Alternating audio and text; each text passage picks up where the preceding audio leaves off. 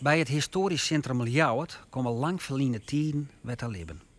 Tijden die het vier voortliekje, maar misschien wel kwarterlien binnen als wat wij denken. Dik 400 jaar lien in het jaar 1603 maakte een jonge cartograaf een bijzondere stedskaart van Ljouwert. Zijn naam weer Johannes Sems en zijn kaart is zo fijn gedetailleerd en bijzonder dat mensen er nog altijd verbaasd toe binnen. Dik 400 jaar nadat hij zijn beste werk maakte, presenteert het historisch centrum Ljouwert de kaart in 3D. Financierd door 250 inwoners van de stad. Ze adopteerden een pand, een gebouw, op de kaart van Sems en betalen daarvoor. Een verhaal voor de liefde van een stad.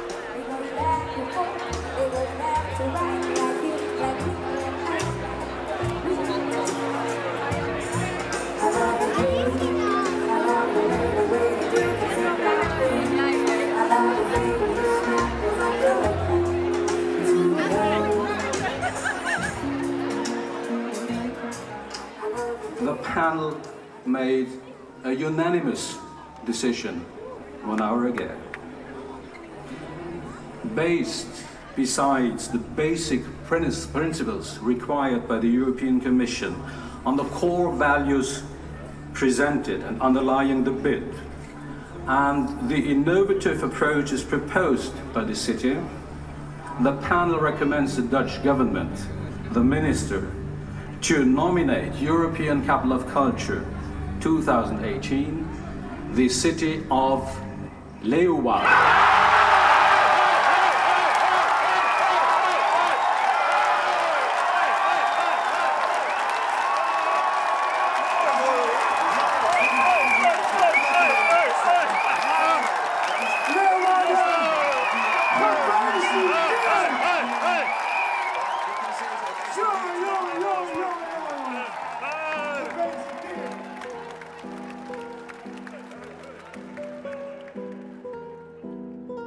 Hoe grutsk kan een mens wezen op zijn stad?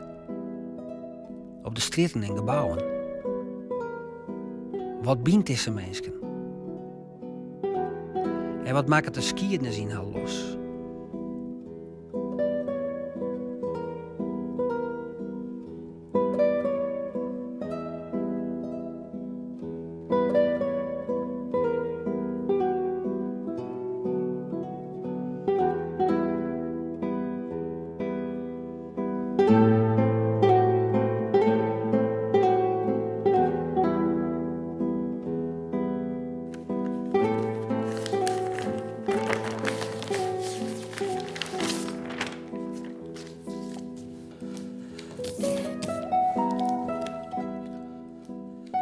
Dit is een vogelvluchtkaart van Leeuwarden.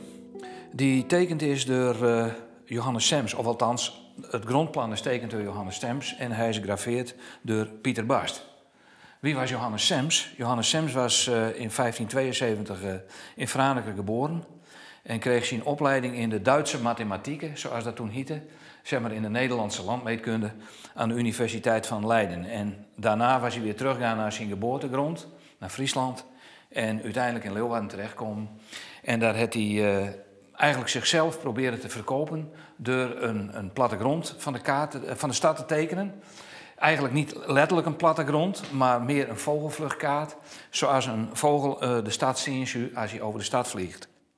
Hij kwam in een stad die op dat moment volledig in opkomst was. Een enorme groeispurt deurmarkt had en nog deurmaakte. Even ter vergelijking, Leeuwarden in die tijd had een oppervlakte van 62 hectare. En op dat oppervlak woonden in die tijd 11.000 mensen.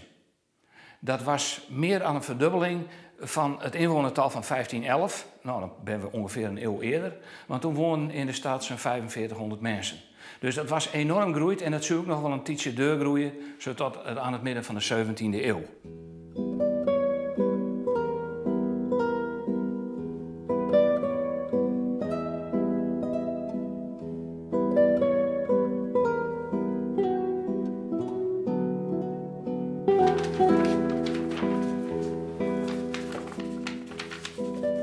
Oké. Zo.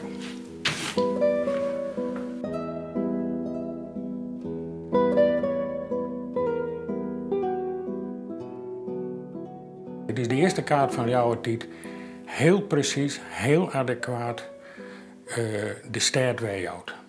En boven dat is het een genoegen om ernaar te zien. Alle bjemmen, de kanonnen, alles zit hierop. En het klopt het al hier perfect. De kist de kadastrale kaart van 1832 de Nijs lezen. Ja, dan gaat er wel foutjes maken, de lang meerder. Maar het aantal huizen op een stukje van de straat, dat klopt altijd volmaakt, perfect. Hier staat nog die heb ik nog nooit zien, een hooibult. Een herberg. Nou, ik ben meer van die herbergen in de stad. Ja, jij staat bij gelijk zien, jij staat in, daar staat in. Maar dit heb ik nog nooit zien. En dat vertelt hij wel iets nieuws? Dat vertelt mij wel iets. Nee, zo wie wel bekend dat de Ljouters in die tijd nog vaak een stukje land buiten de stad heen. En ik nog wat vee heen. En jij dan nog volle meer, maar doe ik nog wel wat. Maar daar ben ik kennelijk ook nog in die kei hier. Want er hoeft net een herberg achter in huis te houden.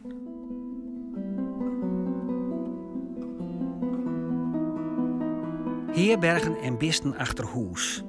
Het vertelt dus dat elke stad ooit een dorp wie. Een dorp op een terp, onder de Middelzee. Maar dat dorp werd grutter en grutter. Met oren steden volbouwd waren, bleef Ljout opvallend grien.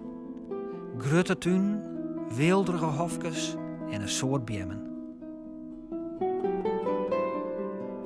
Ja, er was veel ruimte in die tijd. En dat klopt, want, en dan gaan we even wat terug naar het einde van de 15e eeuw.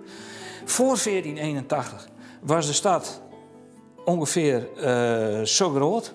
Even kijken hoor, dan heb ik hem, ja, zo. Dit was zo'n beetje de omvang van de binnenstad. En die gracht die eromheen lag, daar moeten we ons niet te veel van voorstellen. Dat was niet meer dan een brede sloot die het stadsgebied van het platteland afschermde. En dan hadden we daar buiten, wat ook bij Leeuwarden hoorde, een soort geestelijk centrum. En dat was gegroepeerd rondom de Oldenhoven. Nou, daar was in de loop der tijd heel wat bebouwing bijkomen. En in 1481 heeft het stadsbestuur het besluit genomen om al die terreinen binnen één gracht te brengen. Dit is de skyline van Ljout in 1603. Zat reizigers die het vanuit het zuiden kwamen de stad lezen zeggen. De oude hou en de grote kerk aan de overkant van de stad binnen van vieren te zien.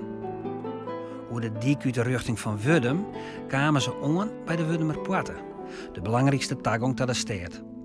De poorte werd in 1822 afbrutsen, maar voor goormeesken staat hij er nog altijd. Zo, nou, ik zou die hond nog even nemen.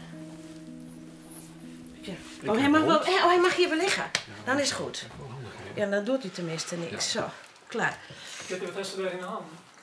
Nou, dit had ik gauw even opgehaald bij onze zeun vandaan. En het gaat zo over de Wuddumerpoort. Maar het is zelfs zo erg dat Anjo niet de normale schilderij maken kan zonder dat ding. Zonder Wuddumerpoort. En ik denk, nou, onze zeun woont hier vlakbij. Ik zal er gauw even naartoe. Maar hij had voor onze zeun, toen hij naar Enschede ging te studeren, toen wilde hij graag een schilderij hebben van papa. Voor in zijn huis daar ook en zo. En toen heeft Anjo dit schilderij dus voor Wouter gemaakt. Maar zoekplaatje waren er weer in mijn poort. Maar hij staat er wel op, hoor. Nou, zal ik dat vertellen? Ja, vertel je het verhaal verder maar even. Dus het staat er heel sumier op. Ja. En het leuke is dat hier aan de rechterkant is een stukje Leeuwarden te zien. En als je nog even verder kijkt, dan hier heel vaag achter zie je nog een stukje gebouw. Dat is de Wuddumerbinnenpoort. Wat buiten beter te zien is hier, dat is de Wuddumerbuitenpoort. Die is er ook geweest. En dat was dus echt de toegang zo naar Leeuwarden toe. Dus buitenpoort, binnenpoort en dan kwam je dus de stad in.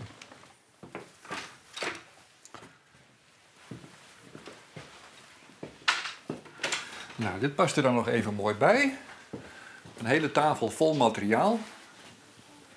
En dit ontbuk er nog even aan. Want hier kun je dus echt zien van hoe die poort er ongeveer driedimensionaal heeft uitgezien. En ik heb dit modelletje dus ook echt speciaal gemaakt. Om dat voor mezelf eigenlijk uit te proberen. Want je hebt dus een heleboel theorie, je hebt een heleboel informatie. En op een gegeven moment denk je, oké, maar klopt dit allemaal? Nou, als je het dan gaat bouwen, ontdek je gewoon dat bepaalde dingen gewoon niet kunnen. Niet kloppen, te groot zijn, te klein zijn, dat de schaal niet klopt. En dat ontdek je pas als je er echt mee aan de gang gaat.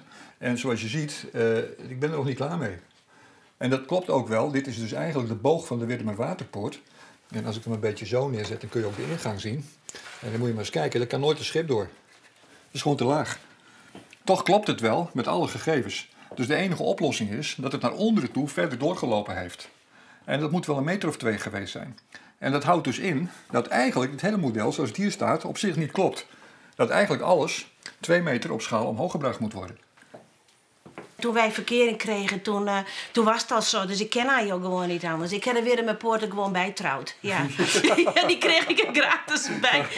Want in het begin vond ik het wel heel nuwer. Want Anjo ziet Leeuwarden niet zoals het is, maar zoals Leeuwarden was vroeger. Ik ben tot besef gekomen, ik kan heel Leeuwarden niet pakken. Dat is te veel. Ik kan niet al die gebouwen en al die huizen in mijn hoofd proppen, zeg maar. Dat ene gebouw is haalbaar. En waarom dit gebouw dus is geworden en niet die andere poorten, omdat ik hier dus op een gegeven moment niet tegen grenzen aanliep. Ik heb nog wel een aantal punten waarvan ik denk van, goh, dat wat ik je net vertelde van die hoogte bijvoorbeeld, die waterhoogte, dat toch weer anders blijkt geweest te zijn dan ik dacht in het begin. Nou, dat is voor mij dus een punt van, ik zou eigenlijk dus dat modelletje opnieuw moeten maken. Maar op een bepaald moment denk je nog, ja, het is misschien wel wat oorswest, maar dat er net, hè? Nee, dat blijft aan mij knagen. Ik moet dat ergens een plaats geven. En de enige manier om het een plaats te geven, dat is om het in beeld te brengen, of te schilderen, of te tekenen, of het na te bouwen. We doeken de stad in. Een stad die onder leiding van uw huid, stadhouder Willem Lodewijk, een sterke positie in het noorden kregen. De Nederlandse Republiek zit midden in de 80-jarige oorlog, maar Ljouwert bleef er krek boeten. Daardoor kon de stad ook uitgroeien tot cultureel en intellectueel centrum. Er zitten een protte boekhandelaars in de stad en er wie een wichtige Latijnse squalle. Maar vanzelfs wie het uiteindelijk de handel die de Ljouwerters en Friesland verder bracht. Nou, wat vooral kenmerkend is voor de Friese steden, en waar Leeuwarden dan de belangrijkste van is, dat is natuurlijk, dat zijn die terpen. Maar als je even van die terpen afziet, dan binnen de Friese steden vooral ook Hollandse steden qua structuur. Dat wil dit zeggen dat het water er een centrale rol in speelt. We zien hier zoveel water op. Als je dat even wat nader bekijkt, de meeste van die wateren binnen feitelijk dempt. Nou, de Eewal is natuurlijk het mooiste voorbeeld. En de Wurtelhaven. En het Herenwaldje was allemaal water. En hier het Zwitserswaldje en de Tweebuiksmarkt en de Turfmerk. Dat was allemaal water. Dat is allemaal in de 19e eeuw dempt. En dat is ook een heel typisch kenmerk van Nederlandse steden. In het laag Nederland, dat is dat die geen pleinen hebben. Nou zou je hem zeggen, ja, god, we hebben het Zeiland en we hebben het plein op de Lange Piep, het Waagplein, of in Amsterdam de Dam. Maar dat zijn in principe haast allemaal pleinen waar grachten overkluist werden. In Leeuwarden de piepen, Amsterdam ook. Waarbij men op een gegeven moment een aantal van die piepen verbreed heeft. De Amelandspiep is ook zo'n voorbeeld.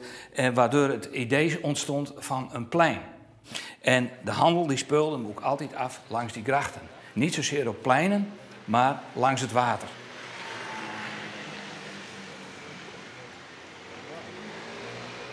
Dit is een van de mooiste hoekjes van de stad. En een van de mooiste gebouwen van de stad. En dit gebouw had een zekere mate van overeenkomst met de kaart van Sams. Men ongeveer tegelijkertijd daar staan kwam. De wagen is iets eerder. 1590, maar ze hadden min of meer dezelfde bedoeling. Ze moeten zien laten hoe machtig en hoe rijk Ljouwert is. Het is het visitekaartje van de stad. Liek die kaart ook het visitekaartje van de stad weer. Dit is het handelscentrum. Maar aan de andere kant was nou Zeeman Textielsuper, daar is het stadhuis. En dat was een enorm gebouw. Dat hebben we pas, nou we die kaart digitaliseren, hebben we goed zien hoe groot dat gebouw was had. Het echt een heel groot gebouw. Dus die mensen, het stadsbestuur dat daar ziet, die hier voortdurend zicht op een waag en op de weekmarkt die hier houden waar. Dit stukje hier het merkt. De kei die kwamen hier en die waren niet verkocht. Die waren hier uit het schip halen en verkocht.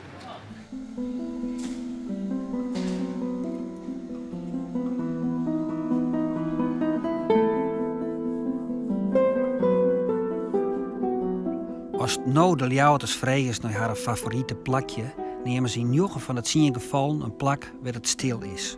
Oases van rust in een drokke stad.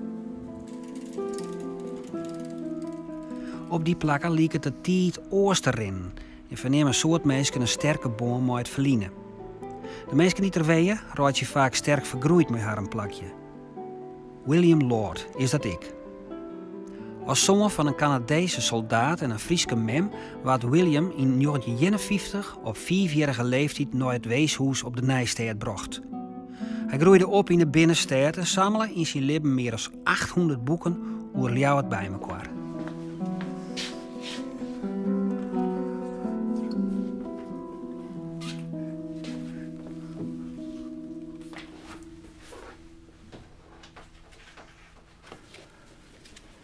Ik ben elke dag met Leeuwarden bezig. Sowieso. Je koopt boeken en elk boek lees je. En dan ga je aan de hand van dat boek ga je weer andere dingen opzoeken. Dus elke dag komt ook, je bent gepassioneerd. Dus je hebt van 's morgens 6:30 tot 's avonds 12 de tijd om het te doen. Maar ik ben er altijd mee bezig. Altijd. Altijd. Ja. Maar dan pakken we zo'n kaart van Sams erbij en een zuster nou. Oh ja, daar kan ik uren naar kijken. Omdat het hele stratenplan eigenlijk niet gewijzigd is ten opzichte van nu. Hè. Je de kaart overheen legt van nu, dan zie je het hele stratenplan.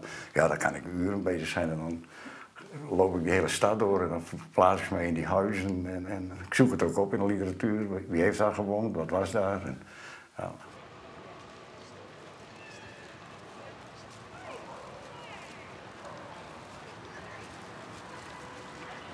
Dit is dus het huis met een mooie trapje ervoor, nummer 108, Oud-Burgenweeshuis. Waar ik opgegroeid ben vanaf 1952. Van daaruit, ja, daar begon mijn dagelijkse gang de stad in. Of het dan een school was om nou te spelen hier buiten. Deze steeg en de Begijnersteeg. Nou ja, dat begon voor mij de echte jeugd natuurlijk. Eerst de Juffer Benderhaarschool, de kleuterschool, daarna de Sint-Antonieschool. Daarachter nog een andere kleuterschool. Dus reken maar tot mijn 12e, 13e jaar was dit de ruimte waar ik opgroeide. Niet iedereen zal in dank afnemen wat ik nu zeg, maar ik heb een echt fantastische jeugd gehad. Ik kwam er heel jong in. Dus vader en moeder Bersma waren voor mij ook de echte vader en moeder. Terwijl andere kinderen die op een 12-jarige leeftijd erin komen, ja, een hele andere periode meegemaakt hebben. Maar ik heb echt een fantastische jeugd gehad. Ja, dat was voor mij echt een gezin. Ja. Wat voor rol hier die binnenstad erin, die monumentale oude binnenstad?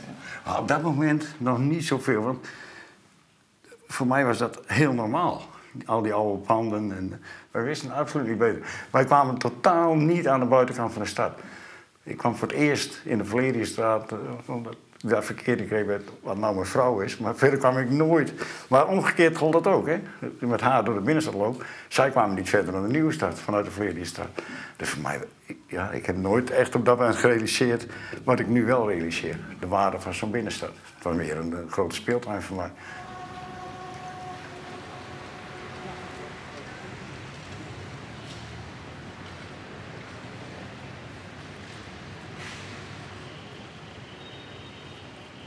Nou ben we de wijze opvaren.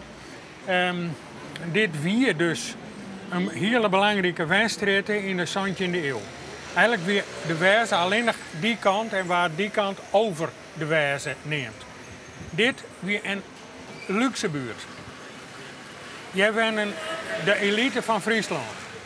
Even verderop komen de Raaslands. Daar weer het huis van een van de hoogste ambtenaren in het dienst van de Spaanse koning. De Aita's, die uit Zwicham kwamen, maar hier ook een huis in. Nou is het een stukje van de Rossenbuurt van Ljouwert worden. In de tijd dat Sams zijn kaart maken, wie het helemaal op de andere kant van de stad. Maar dat wie ook gelegaliseerde prostitutie. Daar mocht je prostitutie hebben. Ja, wie dat hartstikke verbinden.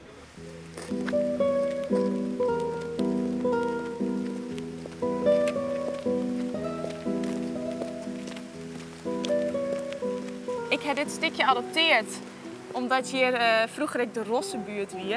Ja, net zozeer dat ik er echt wat mee heb, maar het is wel een stukje vrouwengeschiedenis. En ja, die ziet hier, het was doog, dat je de vrouwen hier zich aanboden. Ik denk dat in de herbergen in Ljouwert, omdat Ljouwert weer een handelsstad en het hier hele mooie waterwegen, mooie verbindingen, mooie orensteden. Dus ik denk dat er in de herbergen ook wel vrouwen zich ombouwen. Maar hier werd het dus gedoogd, omdat het de ronde van de stad is. Dus hier ken het.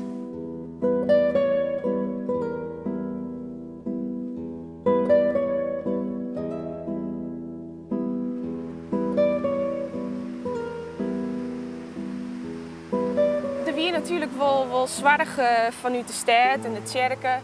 En ik een aantal rijkere inwoners van Ljouwert voor weduwen en wezen. Maar een aantal arme mensen ziet een beetje in de mazen van het sociale vangnet. En je koest bij verzinnen. Dus ik denk dat die vrouwen hier stonden om bij te verzinnen, omdat ze oors net rondkomen. En Je was tippelen, zeg maar. Ja, hier was het inderdaad tippelen. Ja, hier, en echt de stadhouder kwam hier. Dus het wie in die tijd ook wel weer vrij normaal, want hij had het ook in zijn dagboeken beschreven dat hij hier kwam. Dus het is net iets waar hij zich voor schaamde, denk ik. Maar of hij net goed terug dat het zo lang bewaard zou blijven. Maar hij kwam hier ook, de stadhouder. Ja, en de soldaten kwamen hier, want Ljouwert weer een garnizoenstad. Dus de soldaten die waren hier ook in de stad. En die kwamen dan hier ook bij de hoeren. Het verbaasde me wel dat ze hier zitten. Nou, dat vond ik grappig. Omdat je het nou kent als een heel rustig, mooi buurtje. Dus dat vind ik wel grappig dat het nou inderdaad, wat de rieke buurt is, dat er nou dan de wijze zit.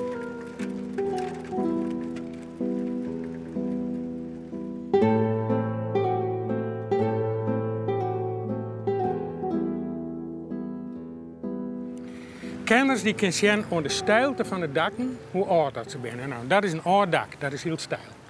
Maar wat echt heel mooi is, daarbovenin, daar is juist al een soort gevelsteen is dat net neer, een versiering zoals daarbovenop, een witte beer. Daar had een bondhandel in zitten. En de oudste advertentietekst die ik vond in de Ljouwerte Krant gaat over dat pand. En dat is in de witte beer verkoopt men bond en leer. Doorin moeten ze dus ook al, maar dat soort. Maar de mast je niet boppen zien, dat is juist van alles en nog wat. Aan de andere kant hetzelfde. Als het alleen maar naar de onderkant juist, dus juist naar de winkelruiten, dan zie je dat er boven een prachtig klokgevel op zit, die heel mooi versierd is. En nu is hij grauw en grijs. En dan moet je je voorstellen dat hij door die boutwaard, die is wat jonger dan een Santje Nieuw, door die boutwaard wie die echt nog een keer in kleur. En let maar eens op dat bovenste raamke. Het bovenste stuk van het raamke zien. Nou, dat is juist niet meer. Maar ja, zo'n benedengevel, sorry dat ik het zeg, maar dat is juist 13 in een dozijn. Maar dat daarboven, en dan ook nog maar zo'n gaper erbij, dat is juist niet. En dus de hier altijd, was net bang geweest van Steven Eck in Ljouwert.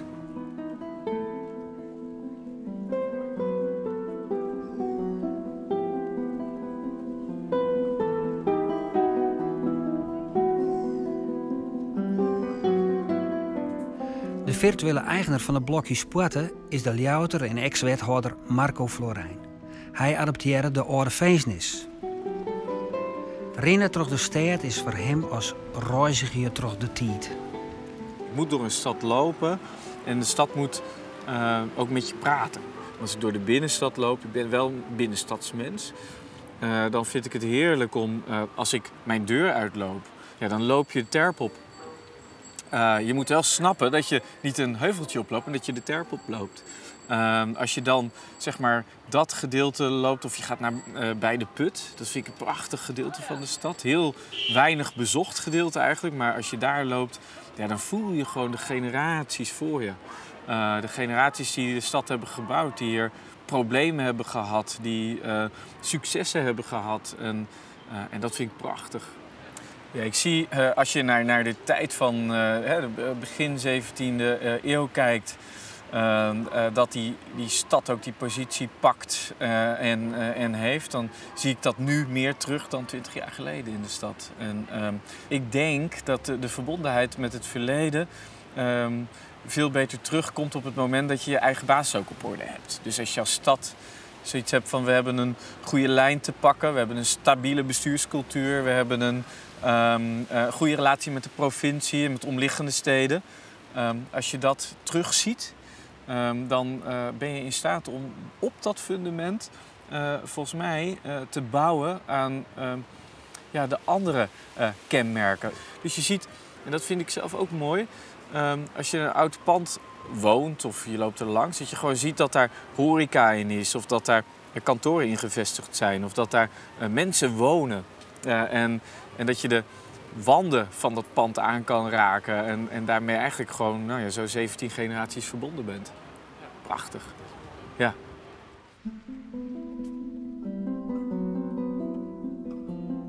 Nou, dit is, hoe zou ik dat zeggen? En vooral als het dan natuurlijk een kaart is van je eigen stad. Het heeft een hoge mate van identificatie, van dit is van ons. En het is heel herkenbaar en het wordt steeds herkenbaarder, want dankzij die mondialisering, waardoor de hele wereld steeds meer op elkaar lieken gaat en iedereen met zo'n achterlijke telefoon rondloopt en constant, beginnen mensen behoefte te krijgen om zichzelf van anderen te onderscheiden. Dat is natuurlijk altijd zo geweest, alleen dat gevoel wordt alleen maar groter. En het uit zich ook in een manier van, kijk, dit is van ons, dit is onze stad. En ja, dan geeft zo'n kaart natuurlijk een prachtig beeld waarom het is oud. En oud wordt vaak gelijkgesteld met authentiek. Hè? Van nou, kijk, die stad was er 400 jaar geleden ook al. En wij staan op de schouders van onze voorgangers. Kijk, het punt is, omstandigheden veranderen, maar mensen niet. En die blijven op eenzelfde wijze reageren. En dat is dus ook heel erg leuk. Dit is dus zoals men dat dan toen deed. En er is tegenwoordig zo'n mooie Engelse uitdrukking van civic pride. Hè? Dus trots op je stad. En daar is dit natuurlijk een fantastisch mooie uiting van. Hè? Het afbeelden van die wapens, de opdracht aan het stadsbestuur enzovoort. Het past allemaal naadloos op elkaar en in dat zelfbeeld wat zo'n stad heel graag uitstraalt van kikkers. Wij binnen een dynamische gemeenschap binnen die grachten en hier gebeurt het.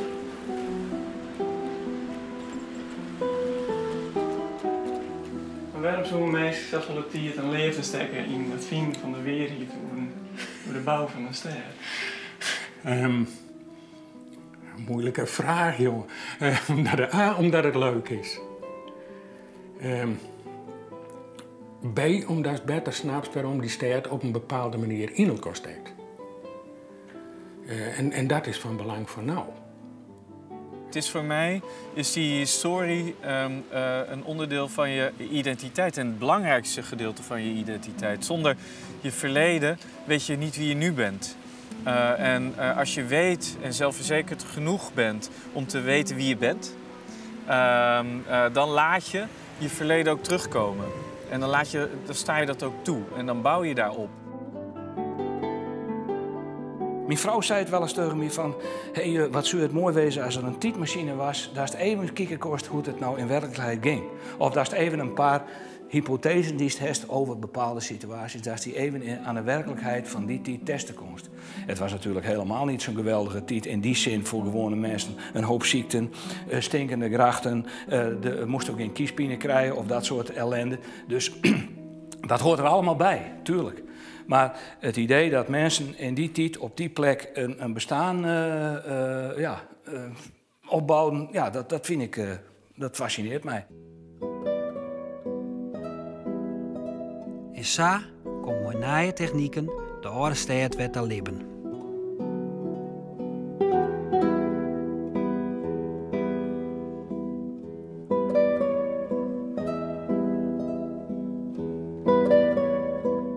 Voor de hele Semservaring kun je de tentoonstelling in het historisch centrum Ljout bezieken en de kaart zelf ondergaan.